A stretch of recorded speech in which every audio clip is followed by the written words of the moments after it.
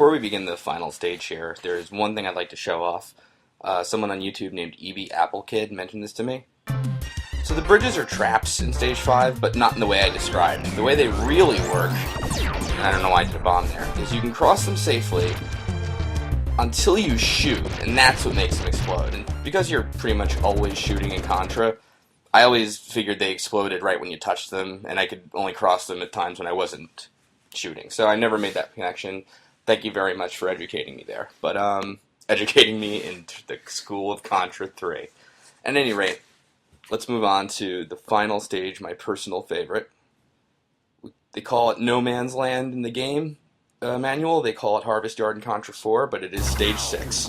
And it is clearly a love letter to the final stage of the first Contra. It has 4 music tracks, they're all great, so I'm going to try to be quiet for a lot of it. I'm picking up the spread run just to show it off. Anyway, this is the first mini-boss from Contra 1 again. Does the same attack in the original version, where he spits out these little floating embryo things. Don't let him spit any out, though, on hard, because they will crowd the screen, and it's tough to get out of that. Now, these mouths, I'll show what they do in a bit. They're your biggest point of contention, and they're a great use. It's a great use of the spread gun here, which, by the way, is not a bad weapon. It's pretty good. I'd give it mid-tier behind the crush gun and maybe the laser. Pretty fast rate of fire. It's just a tiny bit weak for certain things. So you can see those mouths spit these projectiles that hover in air and make a beeline for you. They're frequently off-screen. That makes them really tough to manage. Just kill the mouths before they happen and make sure the projectiles are gone. These jumping foot soldiers make this section kind of a bitch, so I don't even like jumping. I just like to fall down there. Anyway, it's time for the final boss of Contra 1, the Alien Heart. I hate using a bomb there, but it really is the safest way to do it. Those egg things swarm these face huggers at you. The ones on the ceiling can drop down, the ones on the floor can sort of float up. I wouldn't really call it a jump, but if you want to make absolutely sure, you can kill the seeds, and obviously it makes this a lot easier. The heart can kill you, by the way.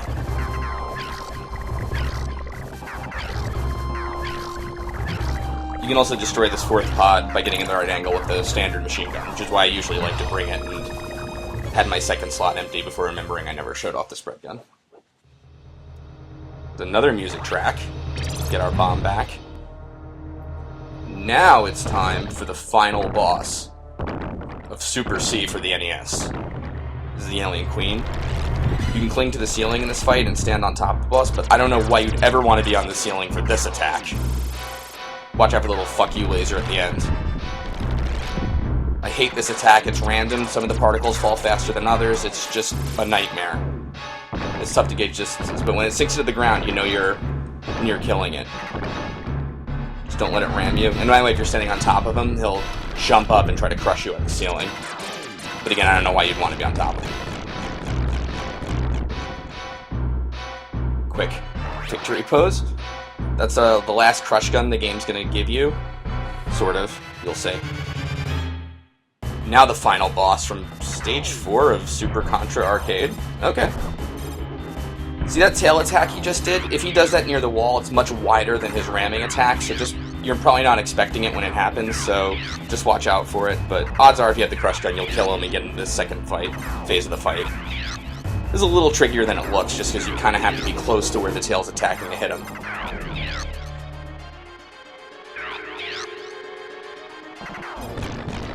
And that takes care of that. And this transitions nicely into our last music track at the stage. And now the final boss of Super Contra the Arcade.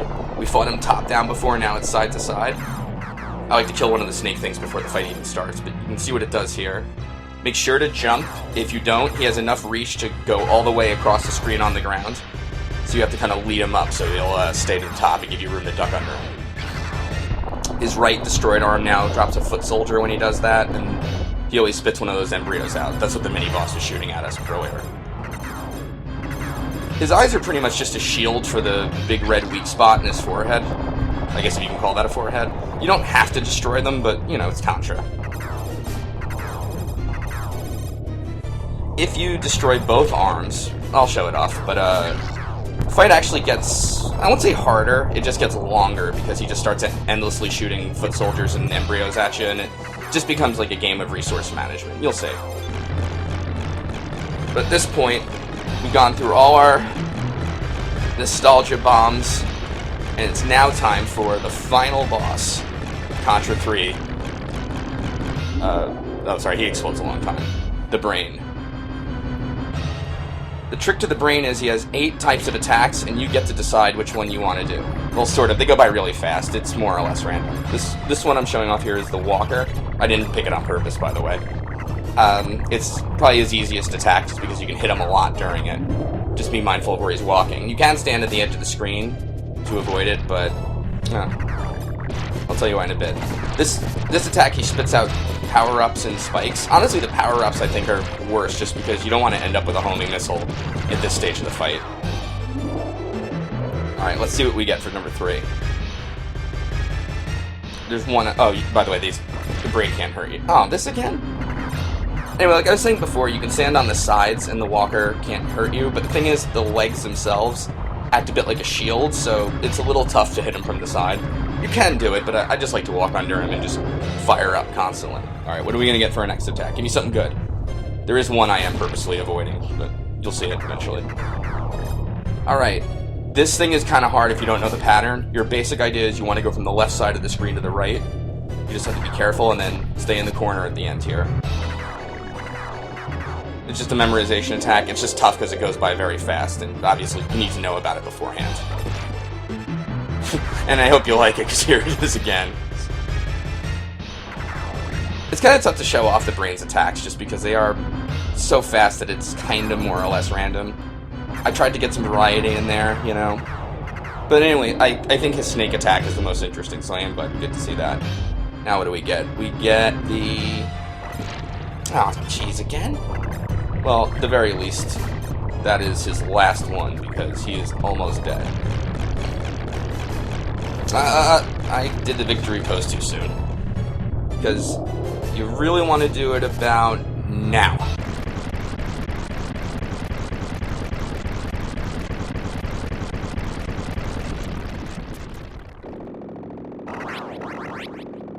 Yeah, and that somersault thing is almost completely useless, by the way. But the helicopter comes in, picks us up, and if this is easy or normal difficulty, that's the end of the game. You'll see a little flavor text telling you to try the next level, but on hard, you get this final form of the boss, which is really stupid looking, and really hard, actually. Well, I should say really hard during a no-death run, just because it's just a little unfair, and I end up killing him a bit quickly, and... Well, that looked very easy, and again, we'll show it off some more. But that is more or less a no-death run of Contra 3. I had to rush a couple parts because if you're doing a no-death run, you just can't stay around too long because things keep spawning. But I want to do Let's Play and show off stuff, so it was a tough balance to achieve, but I hope it worked out okay. And now, we're off to the ending. But before we're off to the ending, let's go back and take a look at some of the things from the final level. I mentioned before, if you let the mini-boss spit out too many of those embryos, it's really hard to recover from. So, just to show you exactly what I mean, he shoots the ones downward at a much faster rate. And I got a little sloppy there, but once you die, you're kind of screwed, because now there's just nowhere really to go. There's nowhere to dodge. The best thing you can do is try to reset things with a bomb, but look at the bottom. I don't even manage that. The standard weapon is also not quite strong enough to keep the flow and hit him, so you kind of need a weapon for it. So that can be pretty tough. That's why you want to pretty much just stand in front of his mouth and just keep shooting him. Now, here's a couple of the other bosses, which I like a lot. Before I killed the alien heart by destroying all the pods, you don't have to do that, and in fact, I think it's actually a more fun way to play, to try to dance around all the facehuggers. It gets a little hectic, as you can see, and plus you have to remember some of them randomly jump and others randomly drop. So you just kind of have to keep bobbing and weaving until you do it. The only other thing I want to show off about the second boss, the alien queen thing. So like I said, you got a victory pose on his head, I mean, why not? That's how he teabagged in the 90s. Anyway, you can actually avoid his attack altogether by hanging out on his head, but the problem is the laser at the end, there's never enough time to crawl back around in front, and there's not enough room to jump or anything to avoid it. I've personally never found any useful... I got killed by the brain thing there, but any useful application of standing on this boss. Plus, like I said, it'll sometimes jump up and crush you, so yeah, you're really better off hanging on the floor. I'm not really sure why Konami even gave you the option for the ceiling. So, I kill Red Falcon's right arm immediately, I guess if you can call it an arm. So, if they're both active, the fight kind of goes the same. It's just now you have to stand in the middle and just be wary of which one's going to come out. It's not hard. It's not much harder. It's just you have to pay a lot more attention to it. And then you have to be careful because the double spread gun effect that they have when they're both active during that attack, I guess you could call it, is it really one? Is a little tougher to dodge, you know. But you have to, as long as you're standing in the right spot for it, you'll be okay. So this time around, yeah, we'll destroy both arms just to show you what I was talking about earlier. Okay, so now he really starts blowing these guys fast, and the crush gun can keep up, but the problem is if two of the explosions are on screen and you can't get another bullet out, you might be kind of screwed if one of those foot soldier guys gets too close. At any rate, so this is why I like to bring the standard gun into this fight, or this far into the game, is because I think it is actually a pretty great choice. Spread gun's alright too. Spread gun has a slightly slow rate of fire. I mean, slightly, but again, this is one of those things where you really don't have much margin for error, you know? The other reason I didn't do it like this too is because it does take a little long, as you can see, to actually get through the whole thing. But, you know, a few crush guns later, or very many crush guns later, we are on to... Wow, this really did take much longer than I thought it would. There we go. Alright, so here's a gimme attack the brain has. Those little cells around it can hurt you, but if you stay to the side of the screen, they won't. You can clear them all away with the bomb if you like, but this is pretty much just a freebie. This attack I specifically tried to avoid, actually, if you wanted the truth. I don't have a great strategy for it. All I can say is the hitboxes on those balls are a little smaller than you think they are. Other than that, don't even bother shooting. Concentrate on them. Good friggin' luck. I hate that attack so much. This attack is my second hardest one, I think, just because the eyes sort of bounce unpredictably, so you just have to keep a watch out for ones that are bouncing towards you when you're not expecting it. Is that all of them, or what did I miss? Oh yeah, this one. I don't know what I call this one. This is the only good use I've ever found for the somersault double weapon attack, is shooting all these things off. But if you don't like that, a bomb will clear them all away anyway. Like you should do, in fact, use a bomb there to clear them off at the beginning, and then you can just take pot shots at the brain. And then that leaves his last attack, which I got. There we go. I call this the pillars. This is just a rhythm-based sort of thing. It's a little tricky on hard because they give you 3 balls to contend with, and you can't jump over them when they're lying flat. You have to do it when they're like rotating towards you like that. And is that everything? A snake, of course. That's all his attacks, yeah. But that's pretty much it. You kind of have to know all his attacks in advance. It's one of those things where you have to just keep playing the game and figure it out. If you're going to aim for aim for the walker. I think it's easier. Or obviously the brain attack where he has the little brain cell things around him. I don't know. Just don't get the ball, whatever you do. That is the worst one. Ah, jeez. And the last thing I have to demo for you, of course, is the final boss form, which I killed rather quickly just because this can really screw with a no-death run.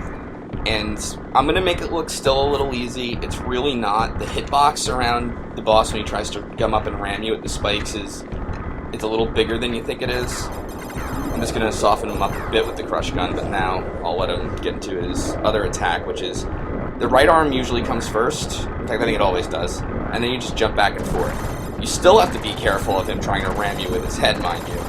And it's just, I don't know, you know, it's just when you're playing the game, odds are you're low on lives, or if you're doing a no-death run, this is like the sort of thing that can really screw things up.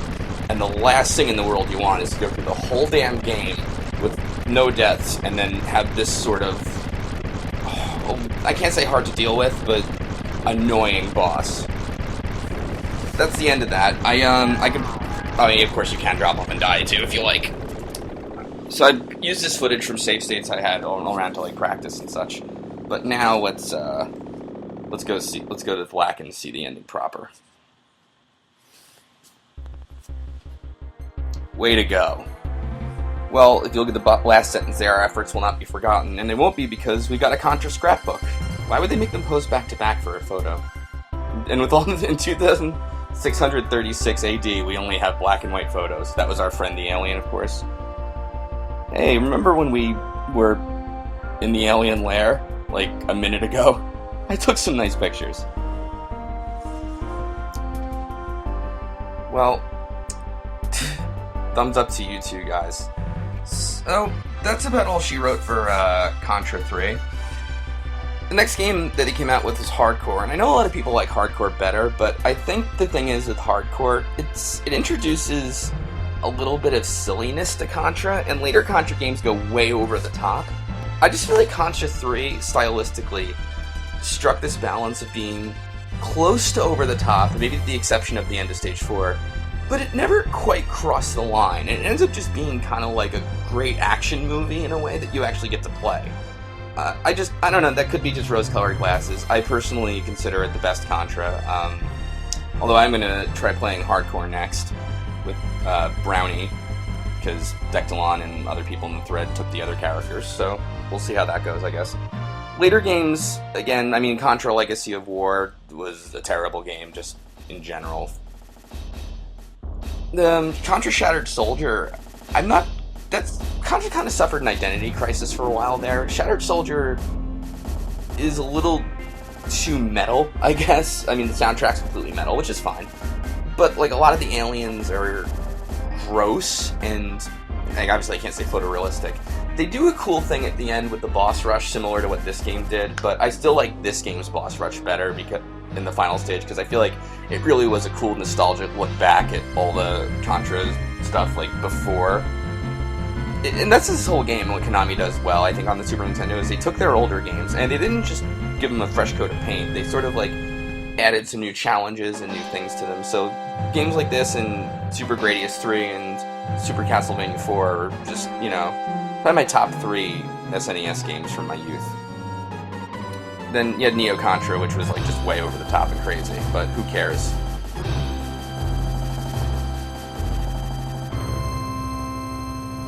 This was Contra 3. Thank you very much for watching.